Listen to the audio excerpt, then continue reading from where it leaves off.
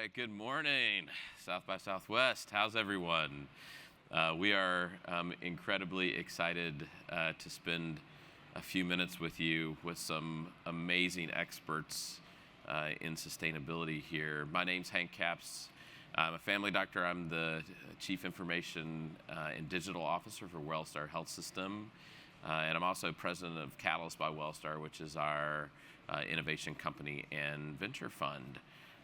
We're honored to be here with you this morning to dig into an incredibly timely and interesting topic, which is the intersection of climate and health and all of the both incredible innovation that's happening in the space today, as well as the challenges that are on the horizon as we navigate both a changing environment, literally, and a changing environment from a regulatory and otherwise standpoint. So it's very exciting times.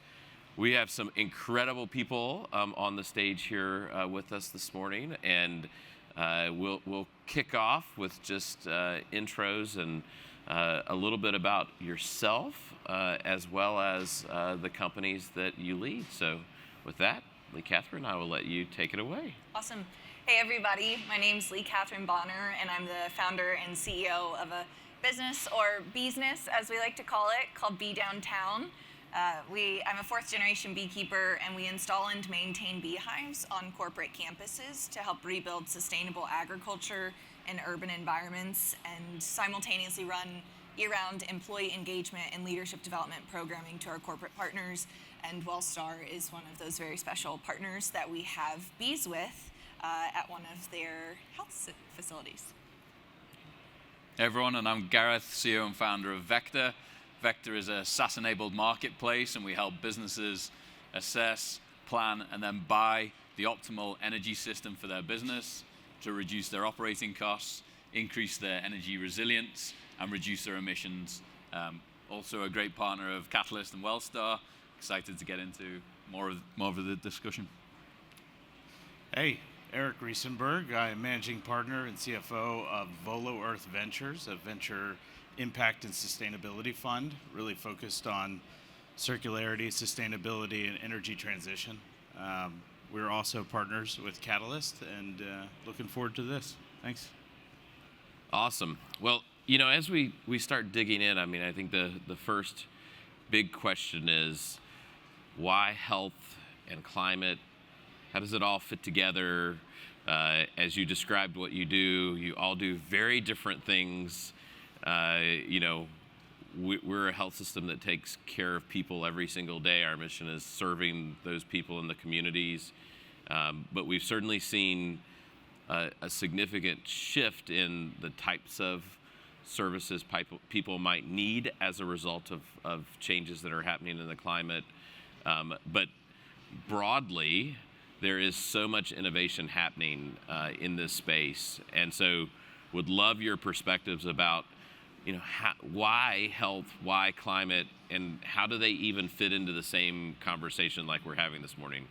So Eric, I'll start with you from the venture and investment standpoint, and would love your perspective to kick us off on that. Sure. This is a second career for me. My first was in the bioscience field for quite some time, working on direct impact to humans related to health. And it showed a lot. And, you know, a lot of the shifting diseases that are coming out, you know, you're seeing aging populations get more COPD.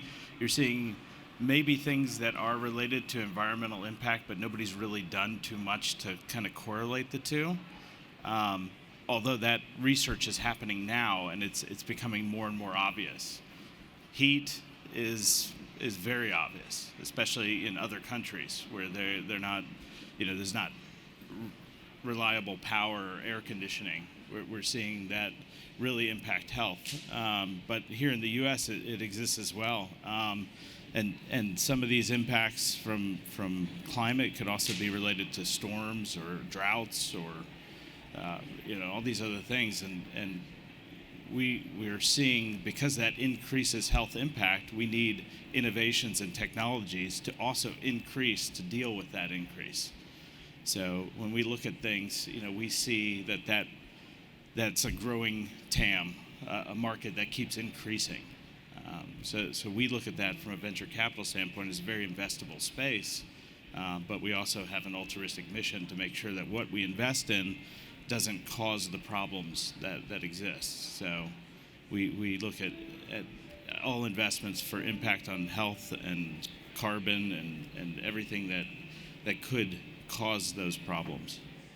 It's interesting when you try to boil that down to kind of very specific things that you could translate the changes that are happening in the environment to health outcomes or health issues. I mean, a very simple one, like you said, is heat.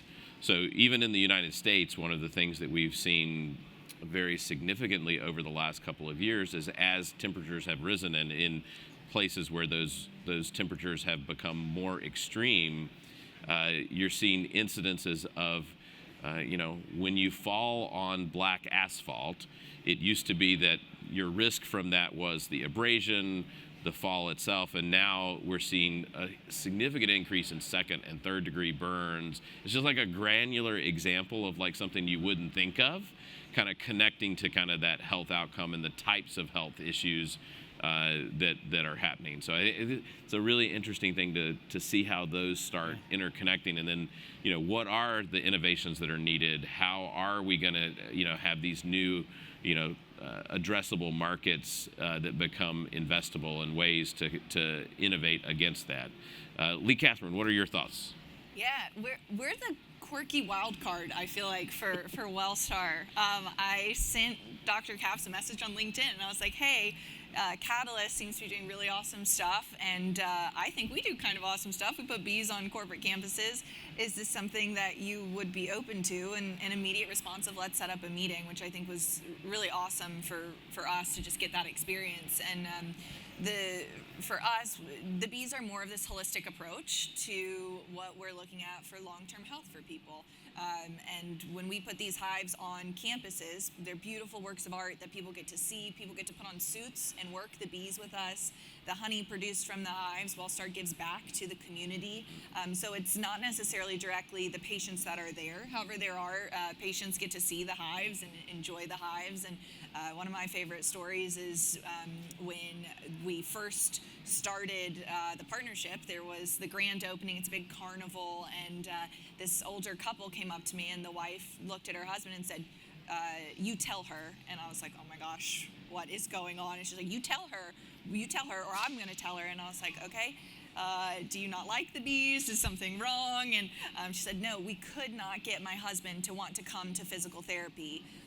He would not come. He would fight it tooth and nail. And then all of a sudden, these beehives showed up, and it's where he bikes for physical therapy, and he can see them out of the window. Now he's asking, when do I get to go to physical therapy? Because he wants to see the beekeeper working the bees, and he grew up around agriculture. So it's this, it's a different kind of ROI, and I know we'll talk about that a little bit more later, but for us, that's where we fit in. We're quirky, but the bees are, as we look at holistic health, it is one of the things. They're an indicator species. They tell us if something is wrong in our environment at a faster pace than humans, and so it's a great visual representation to have the bees on a Wellstar campus for people to learn about and enjoy, and hopefully start to make some additional changes around their environmental impact as well. Yeah, for sure. It's interesting that you bring up the perspective of the patient and consumer and how that intersects with health, because it's really been an evolving kind of perspective that people have had. I mean, we recently did a survey we have about 150,000 consumers and patients that have volunteered to help us in how we design future healthcare interventions. And recently we found that 88% on a survey said that this was something that was important to them that their healthcare provider was focused on, which is really a stunning number if you think about, of all the types of things that people might say is important in their healthcare provider. And I think it is comprehensive. It's things like the Bs. It's things like, the acknowledgement of the changes that we were talking about earlier. And as not-for-profits who are aimed solely at improving the health of the people and the communities, I think there's an increasing sense of that this has to be a part of how you are delivering care. So it's a really, I think, going to be a very evolving area of interest from patients and consumers as well. So Gareth, what are your thoughts about that intersection? Yeah, my inspiration for energy and sustainability came from being mortar attacked in Iraq. It was a pretty extreme and eye-opening experience. I'd always been into environmental science, health, wellness, but until those mortar rounds were landing, I'd never actually thought about where our energy came from. And it dawned on me that today our energy is sourced from all over the planet. And in that case, we were extracting oil and gas from oil fields in Iraq. I was there representing the oil and gas industry to move in after the Gulf War. And then we were putting that gas and oil on ships, sailing it all the way around the world to the US, offloading it, sending it to a gas power plant, burning it, sending that energy down long transmission lines. And most of us don't realize that today we're all passive consumers of energy. We don't know where it comes from, if and when we'll get it, what it should cost, how sustainable it is. And so as consumers of that energy, we have zero control. And the only way to control it is to generate it and store it at our own facilities. And healthcare couldn't be more vulnerable to this in the long run. You cannot afford to have the power go out at a hospital because there is critical treatment going on. There was an example of Tacoma Hospital recently having to stop all surgeries and stop allowing any patients to come in because they had a power outage and they couldn't run the hospital on their backup diesel gensets. And so for me, this is about providing businesses, healthcare facilities with the control of how do we get our energy, what is it going to cost us today and going forward, because today we know that energy costs are only going to go up. As energy costs go up, that passes on the cost to customers.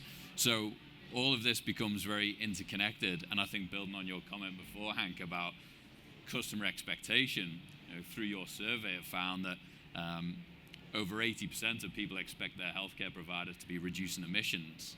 And over 50% expect to see energy efficiency and solar and these other assets being deployed. So that's the interconnection for me. So just to jump off the economics briefly, yeah. How do you manage against constrained resources, constrained dollars, and this dynamic of needing to shift your approach to be less passive? What have you been seeing kind of broadly about the economic value proposition to moving toward more sustainable energy and the environment? Yeah, we actually just had to launch a new strategy module within the business because these are very complex decisions. Where does on-site energy make sense for me? What should I build to achieve my objectives? What impact is it going to have for me? How should I finance it? And then who do I want to have build it and be my partner for that? Because these systems will last 25 years plus. And what is super exciting in the market is today someone will come in and finance the energy facility for you, build it, own it, operate it, and then sell you that energy back at a fixed cost. And so actually for businesses and hospitals and healthcare facilities, you don't even have to front it any money. But then downstream of that, you're now locking in an energy cost while all your peers and competitors are experiencing rising energy costs. So you get a constant differentiator and value stack because you're ahead of the game. And then there's lots of other holistic benefits that I think we'll talk about beyond the economics. But typically across the country, we see businesses can save between 30 and 70% in energy costs. That varies massively across the country. Where Wellstar is in Georgia, energy is cheap today, but it's consistently going up. And so at what point did the economic shift where it makes true sense to double down? Awesome. Well, to pivot just a little bit to your own personal journeys, I think each of you have very unique experiences, and would love to kind of frame it around being a founder of a company and how you decided to do that, like, take on that role of entrepreneur and founder in this space. And then Eric, I'll come to you about like what you're looking for in founders as you're trying to pick companies that you think are going to make the biggest impact. So Lee Catherine, start with you. Like, why founder? Why this company? Why entrepreneur? All the things that folks might be asking about someone who decided to dive in and create a network of beehives across all of these different corporates and locations. It's a great question, because people are always like, "Oh, the crazy bee lady." Like, how did you convince the country's largest corporations to put flying stinging darts on their corporate campus? So for us, I'm a fourth generation beekeeper, and Bee Downtown was never meant to be a business. I just wanted somewhere where I could keep a beehive when I was at college at NC State University, and I asked my apartment complex if I could put a beehive on my balcony, and they said no. Looking back, I completely understand why they would say no to that. Does seem reasonable. Yeah, at the time I was like, what do you mean? Like, I'm on the third floor, it's fine. And so I was interning for the property owners who own the American Tobacco campus in Durham, North Carolina, and that's actually where Burt's Bees World headquarters is located. And so when we brought the bees to American Tobacco campus, we brought them to Burt's, and media picked up on Burt's Bees getting bees, and other companies in the area started saying, we're looking for a sustainability program like this that gets people excited. And so originally all we did was put beehives on the campuses, and I kept them. My parents gave me, we did a Shark Tank episode when I graduated, not the Shark Tank. We did Mom and Dad Shark Tank, way more terrifying, honestly. And their rules was I had to pay myself a livable wage, show growth, and be profitable in the first year. So Bee Downtown has never not been a profitable company. I wanted to build a business that made money, not just raised money. And we've taken on investment once through Engage Venture Fund, which Wellstar is part of. But it kind of spiraled out of control, and companies started saying, hey, our employees are looking for fun things to do. Could they come work the bees with you? Or where does the honey go? Can we give the honey back to employees? And can you come speak on our behalf? And so it turned into this much bigger program than we ever thought that it would, where the bees really connect with people, and people get to see this visual representation. LED lighting is amazing, and there's so many wonderful sustainability programs that corporations run, but employees don't get to see them on a daily basis. They get to see the bees. They see the hives grow and contract in size. They get to put on suits, work the bees, and they become part of the culture of the organizations that we serve. Wellstar's, your mascot is a bee. Yes. A bee before the Unrelated, bees came, yes.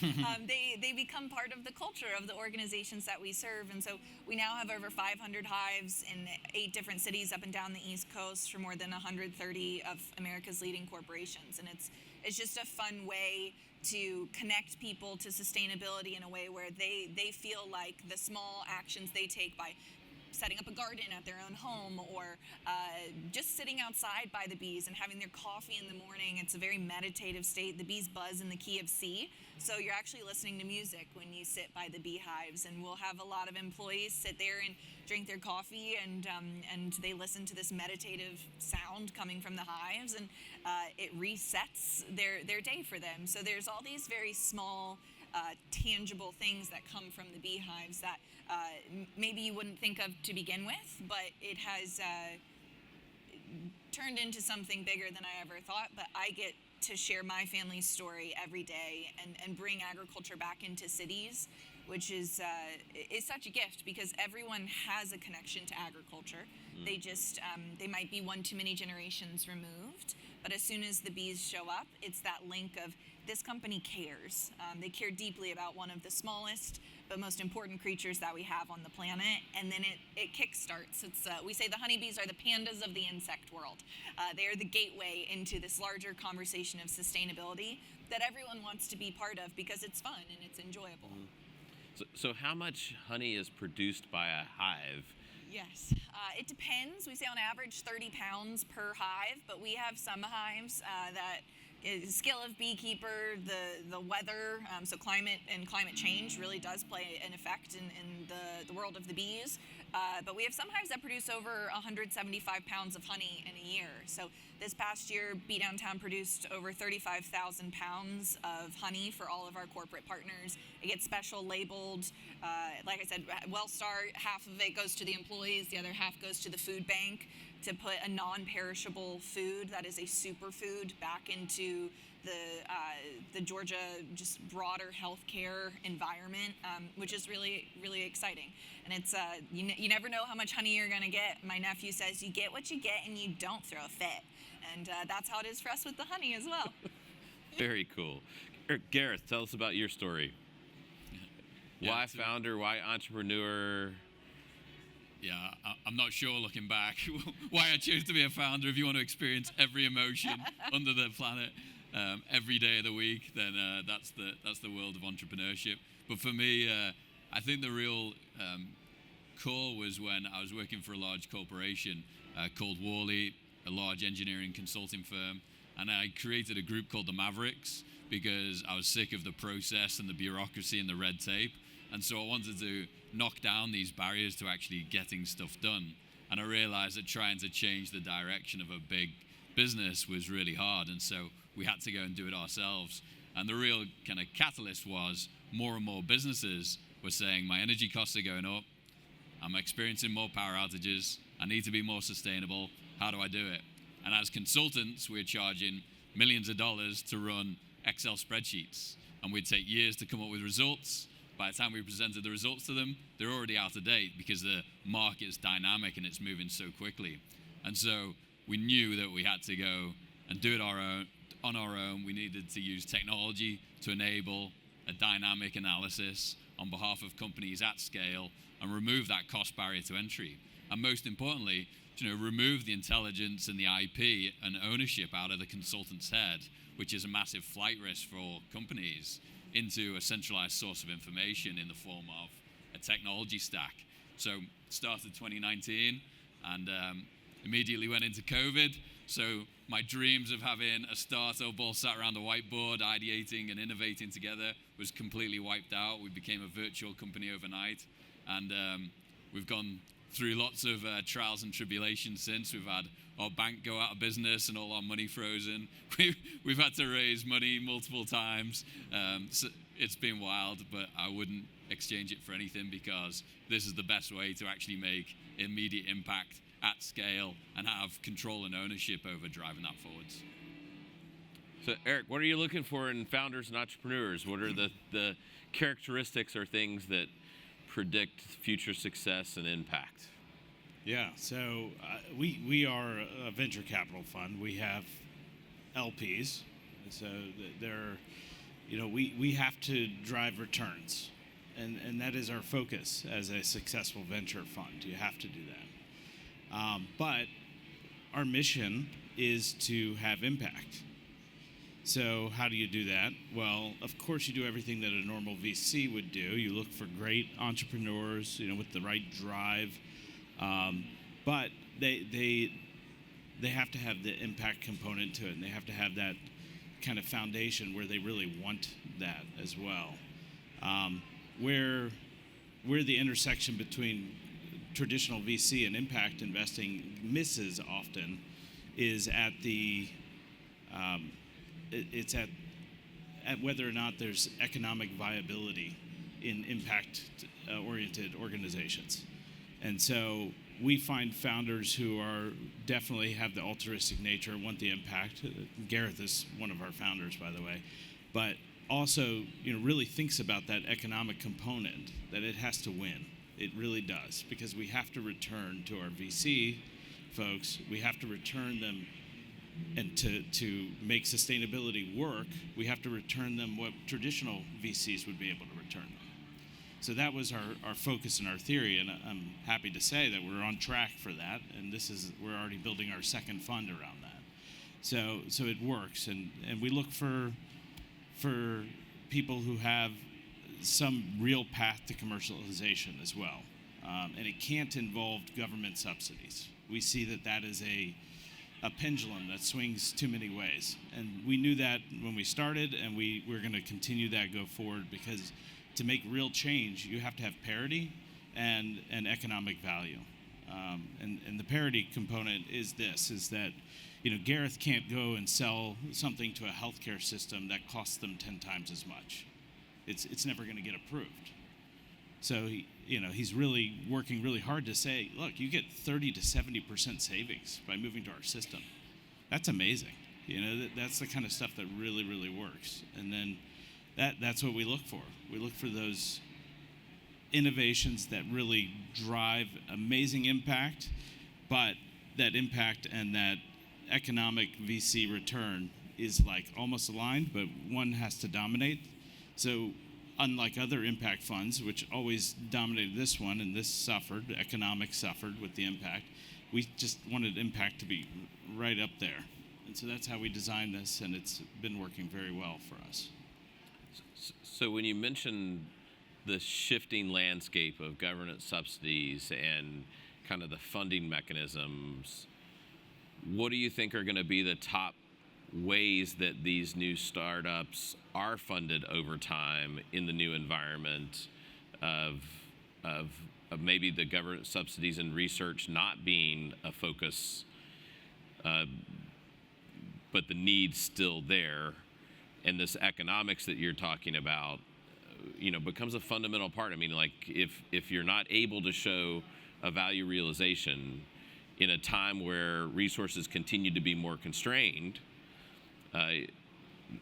they're just not going to get out of the gate, to your point. So like what does your crystal ball look like on the balance of that, and how you're thinking about it in, as capital's been kind of constrained as well? I mean, like we've been in this weird time of capital constraint, the market's unstable, and now this new regulatory environment.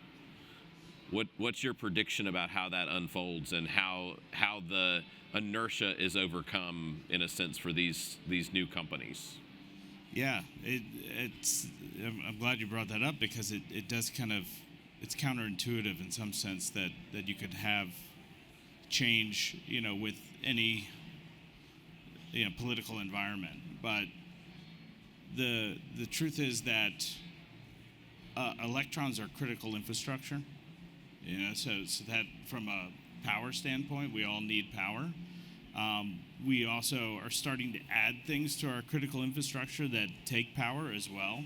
I mean, we all know about the boom in data centers that are going to come up, and people are starting to come up with things that you probably wouldn't have heard of 5 years ago, talking about opening more nuclear plants and doing other things, because they need this critical infrastructure to be in place and successful, and the time frames in which they need to do it by are rapid. And so with that becomes a world of innovation behind it. And it's not so much, building a nuclear reactor or micronuclear reactor. It's about, how do you deliver stuff to the industries that need it? How do you support those industries in building what critical infrastructure they need? So we see that as not changing in any environment. It's actually growing. It's growing at a rapid pace. And so maybe there were innovations that were put in place on the tailwinds of the last administration's infrastructure bills and other things that are great things, but not sustainable without them. And I think we have to figure out, if those things can be converted to whatever end result can still work regardless of whatever administration's in place. That's great technology, but if it can't, it's not sustainable. And sustainability is, both what we think of as an impact, but also the ability for the company to continue. So, it's great to come up with amazing solutions, but if you can't actually conduct them, it's not an amazing solution. Yeah. So we need both. Yeah, it's just a great point. I think that it's going to continue to be a tension that founders feel around how their funding flows, when it flows, what source it flows. But the bottom line is, any disruption that happens, the innovation is going to follow, and we're in a moment of disruption. And so I think that also equals opportunity. It just may look differently than it did another season ago, as you eloquently said. So let's kind of dive into the corporate world of innovation. So both of you have lived inside big corporations, both trying to convince them of these amazing things to do and also experiencing how that navigation actually happens to bring something to life. So I'd love to hear a little bit about your experiences of working with big corporates and how you think the big corporates can also be a part of this innovation ecosystem for founders. So Gareth, I'll start with you. Like, big corporates, what is it like? What have you learned? And do they have a role in this funding mechanism of kind of bringing some of these biggest needs to life? Yeah, I'd say first of all, our mission is clean, affordable, reliable power for all. But we start with businesses because businesses have the biggest impact, they have the biggest energy consumption, they've also got the checkbooks to do something about it. The challenge with corporates in general is change is really hard because these are big, complex organizations. The stats show that only 12% of change management programs are successful. 2% of sustainability change management programs are successful. So we've got a massive gap to fill. And I think this is because we get used to the status quo, we get used to operating the way we've always done it, and trying to disrupt that is time consuming, it takes a lot of stakeholders. And so this is why we want to partner with Engage, which Engage represents some of the biggest corporations in the southeast of the US, Wellstar and Catalyst being a part of that, but UPS, Delta Airlines, Chick-fil-A, Coca-Cola, these are companies that have committed to how do we partner with startups to try and get more opportunities into our environment. And so we're always looking for what are those short circuits to find people who are willing to disrupt the system, challenge the status quo, test things out. And for us, we've definitely found that the best way to prove a concept is to start with a pilot. And so through our relationship with Engage and Catalyst, we managed to get a pilot study with the healthcare system, analyze a few hospitals, and then convert that into an investment into the business through both Engage and Catalyst Direct, and then turn that into a full contract. And so these are the stepping stones that you go through, but this is like a 2-year process. And so as a startup, that is still too slow. And I think, contracts enable businesses. And so it's all about trying to pinpoint who are the stakeholders who are willing to lobby for you, who are willing to knock down the doors and the barriers and support you to get these contracts at scale, to prove the concept, learn from it, adapt with purpose, and then we can all win together. Because I think one of the biggest misconceptions, following on Eric's point, is sustainability must come at the expense of profitability is the biggest misconception we hear. And in fact, it's the complete opposite. And the companies that invest in sustainability actually end up winning, maybe not in the moment, but definitely as a compounding impact over time. Well, I think inside big corporates there's a natural risk aversion Yes. of how you've always done it, and some of that is for good reasons. Absolutely. In healthcare, it's a zero harm industry, so when you're going in for your gallbladder surgery, it's not the moment you want us to fail fast, right? Yep. And so this kind of dynamic of risk aversion and change, like you talked about, is such a component of like the work with corporates. The second thing is the economic value, and a lot of times startups aren't ready to bring economic value because they're still learning. Yep. And so the faster the startup can actually translate that into real economic value or ROI, however it's defined, becomes another piece of the secret sauce. And you're right. Not all corporates are the same. Some have infrastructure that allows for a startup to land on the ground and make a difference, and some of them, are really built to be allergic to a startup landing on the ground. And so, as a startup, sometimes it's hard to figure out where those right pathways are. But I guess I may be a little biased since I sit in a big corporate, but the reality is that this change on the horizon, the amount of impact that needs to be made, and the way that the funding is going to flow over time really is going to, the big corporates have to be a part of it. I mean, they have to be investing and have to be seeing value kind of produced from it. So Lee, Catherine, you've been in a bunch of big corporate. I mean, how many corporate campuses you said? What's that been like? What have you learned along the way?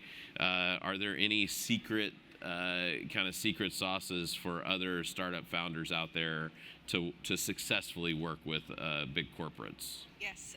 So working with big corporates, it can go. Porsche took 3.5 years. Wellstar took a couple of months, and so it is an interesting. We always say we're here for the long haul, and we will keep checking in, but we will still be here when you're ready to say yes. One of the things we teach at Be Downtown and we teach to employees is biomimicry. So I don't know if anybody's heard of the term biomimicry before, but it's where you take and look at naturally occurring processes to use those to generate new ideas or solve problems in our human world. It's typically done in engineering. Airplane wings are designed like bird of prey wings to be more aerodynamic and use less fuel. So honeybees are a super social species, though, and honeybees have been around for 100 million years. Honeybees are the masters of fast adaptation. There's a military term called VUCA, volatile, uncertain, complex, and ambiguous. It is the world that we live in now, and the corporations and startups are great at this. They understand the VUCA world. They adjust and adapt quickly because they can. They're lean, they're nimble, they don't have as many people. You try to get an organization of 30,000 people to come up with a new idea and get to consensus, it's going to take years. For a honeybee colony of 65,000 bees, it can take as short as 3 hours to as long as 3 days to come to consensus. So there's all of these lessons we can learn on how you build high-performing teams, and it's one of the things that we talk with our large corporates about is if they dig their heels in and they don't have the ability to adjust and adapt, then they won't move forward fast. They'll get stuck. And so Catalyst by Wellstar is so special because it is focused on working with startups. And there are lots of corporations that have branches like this where they're saying, and they're noticing, we need to take on the spirit of the startup. We need to grow and develop in that way. And the only way we're really going to be able to do it is if we start working with startups to get that infusion back into our organization. And so that has been something that we have loved working with Catalyst by Wellstar on, and a lot of our other large corporates where we are part of that startup arm, and we move so quickly, but we have learned the lesson from biomimicry of the honeybees. That's how you stick around for 100 million years, is you adjust and adapt to your ever-changing environment. And if you are a startup founder and you're trying to figure out how you grow and develop your corporation, that's important, is to be able to adjust and adapt and to hopefully find really awesome investors that are willing to work with you as you adjust and adapt. Because Be Downtown is a very different business than what I thought it was going to be 10 years ago when I started it. And if you don't have investors that are willing to sit in it with you and help you understand the business you need to create and how it won't be perfect the first round, and that you will need to make adjustments to it, that's a big piece of the puzzle. I don't know that I've ever thought about bees coming to consensus before. Yeah, I love it. So I feel like there's so much that we could go into, like how that happens, what that means as a science geek. Anyway, okay, I will get us back on track, but that's just very cool. So, we've talked a little bit about, ROI a couple of times, whether the economic value, the team member engagement, satisfaction. What do you think are going to be the biggest value drivers as you look down the road in work that a corporate or other organization could be doing as it relates to sustainability? What do you think are going to be kind of the top three, say, value drivers going forward? And Gareth, I'll start with you, and then I'll follow with Eric with his perspective. Yeah. Well, there's definitely the hardcore operational aspects. For us, operational continuity is the most important. If your business loses power, then you can't provide the service you need, and that has massive commercial impacts.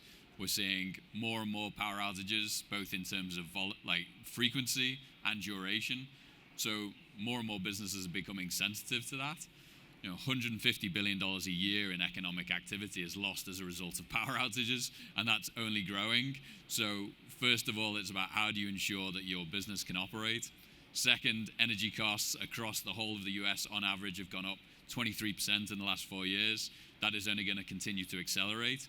So businesses that are not proactively trying to control that are going to be at the mercy of their margins and their profits, and they're being constantly eroded. But then what is super exciting for me is looking beyond that. And we recently did a partnership with a company to look at one of the solar assets that Wellstar is considering deploying at one of the hospitals. And what we're able to show is by deploying a small solar system, in terms of the holistic impacts on the ecosystem, it can create 2,800 hours of life saved as a result of the emission reduction. It can save one species, and it can create $7.4 million of economic value. If you now start scaling that out across a hospital system or across the industry, you can have massive and compounding impacts. And for us, it's about constantly realizing those compounding impacts. And as more and more patients are demanding this of their facilities and of their providers, we see that 20% increased sales for businesses that are more sustainable than their peers, 50% greater employee retention, 6% increased share price. So these are all factors that really play into it. And so we need people to look beyond like the immediate dollar savings, which can be good, but if you start actually exploiting it at scale in a holistic way, it really has an impact. Yeah, I think the short-term, long-term tension Yeah. that any company is challenged by is also kind of a key kind of factor to contemplate in all of this. Like, what are the values you can derive right now, because we need that value now to create kind of momentum, and then to your point, the force multiplication over long time horizons, large scale, is something companies don't always focus on, and I think some of the innovation work that you see in corporates are aimed at helping not just have that short-term view, but that long-term horizon. And when you're doing venture investing, and they're 10-year illiquid assets essentially that you are investing in, you do have to have that kind of long-term kind of view as it all kind of comes together. So Eric, as the investor and the CFO on the panel, how are you thinking about this value realization and your top three in this new environment? Yeah, I think in this panel it's probably a little bit more B2B focused than B2C, because the consumer doesn't really have a lot of choice in how healthcare systems and large corporates buy their energy and do stuff like that. But in the sense of an organization, kind of like the bees, I think everybody needs to first get together and have a cohesive thought on really what they want to do before they start really figuring out how to implement it. I'm sure the larger the organization, the more independent pockets of thought exist, which doesn't help anything, because they really need to be together and understand where the critical need is. They need to understand who the stakeholders are that are involved in procuring, and that it impacts, and down the line who's going to implement it. And then I think the other major thing is really ensuring that your vendor that you're going to go with really has the capabilities. And it hurts, because in the startup world, that's very hard to prove, and that takes time. That takes time in itself. And the more pilots that go out, the more tests, those are great. But yeah, it's about that organizational alignment first. After that, defining that critical need, key stakeholders, and great vendors. And if you can get those things aligned, organizations will move actually faster than traditional, because big companies are like big ships. They turn very, very slowly. But if an iceberg is coming, they try to turn a lot faster. And that's the criticalness of it. Like, what is that iceberg? Is it, the coal plants are shutting down. The natural gas is being cut off by our adversaries because of a political issue. These are real things that can happen. They are happening. So now is the time for these organizations to rethink these things. Absolutely. Hey, Catherine. Yeah, we are the kind of weird ROI of how do you bees, what's the ROI? And we have... You've never gotten that question before, I'm sure, no, in any pitch. Yes. And when you're a founder and you're trying to figure out your business and a business model that is it's bees on corporate campuses, what is the ROI? And we are a for-profit. We didn't want to be a nonprofit. We didn't want to be beholden to government funding. That was a big deal for us. And agriculture has value, and we wanted to make sure that we showed that, because that is so important in our world, is people understanding the importance of agriculture. But telling a Fortune 500, oh, well, agriculture is important, that's the ROI, doesn't necessarily get the corporation on board with you. So as we grew and developed and we learned that employees loved these bees so much, we realized we can give them surveys at the end of their hive tours and when they get their honey. And so we ask employees, does this make you feel more committed? And we chose that word very intentionally. It used to be proud, and then we changed it to committed, by having your company invest in experiences like this. And over 90% of employees say yes. Over 95% of employees across all of the corporations we work with say they want more Be Downtown programming because it brings them joy. We spend most of our day and most of our lives where we work. It should be a joyful place to work. And when your corporation invests in even these things that might seem small in the moment, like beehives, to bring you joy, it retains top talent. And we know that people are getting burned out in healthcare right now. And if one employee stays because they love these bees and they love what their employer is doing as that visual representation, they have paid for themselves already by one employee staying. And so that to us is, as we try to learn our ROI, it's a different version of ROI than what other startups typically will pitch to investors or to corporations. But ROI doesn't have to be the same thing across the board. You just have to learn how to clearly define it for the corporations and the customers that you're trying to interact with and sell to. Yeah, I love joy being one of our last comments for the panel, so I want to thank all of you for being a part of today. We're going to open up the floor for any questions briefly, and then go from there.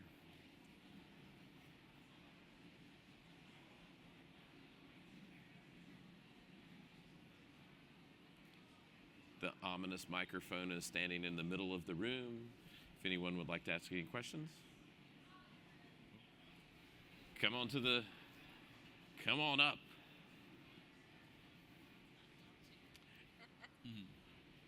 It's a part of the test, to see who would actually go to the microphone.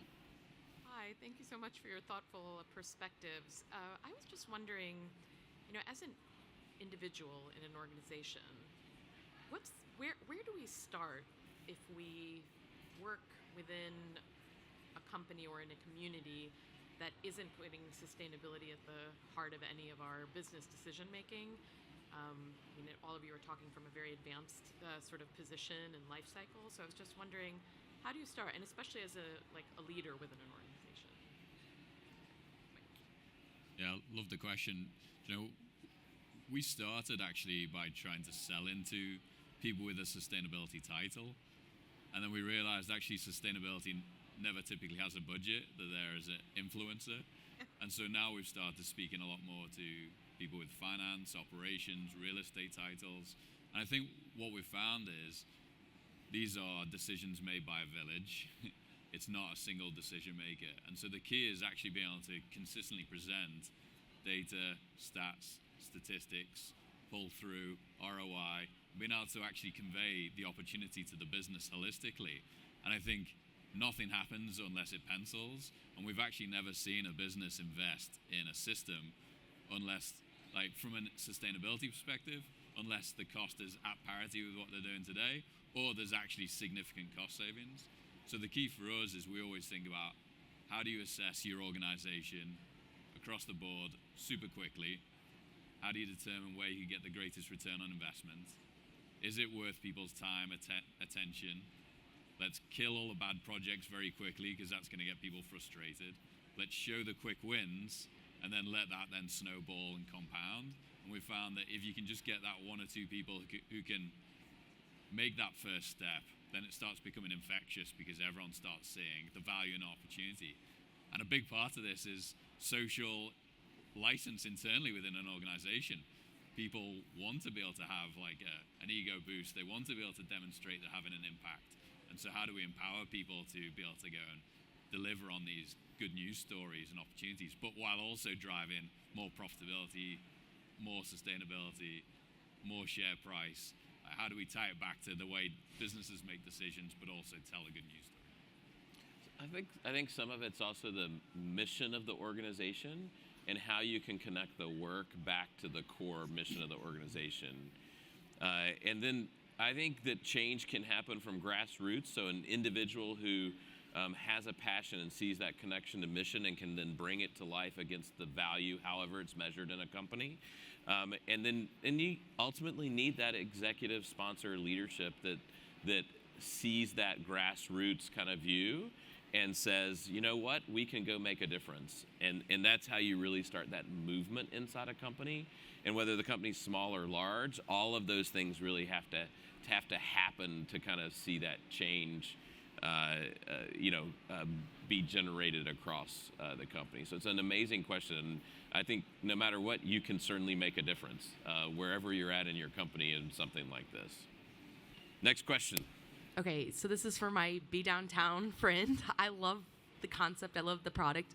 How did you go from having a concept at Burt's Bees at their headquarters to identifying that your target customer is an office building, an apartment building, being downtown? Like, what was kind of the dichotomy of that, and then going to venture capital and saying, hey, I have this product, scaling that? That is very intriguing to me. Yes, that's a really great question. We, like I said, Be Downtown was never meant to be a business. It just did snowball just like way out of control into what it is now.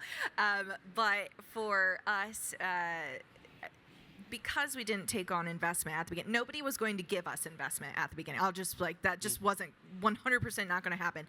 And so we had to figure out what groups wanted. And so I come from a family of storytellers, and a big piece of becoming a good storyteller is learning to listen to the story being told to you at the same time.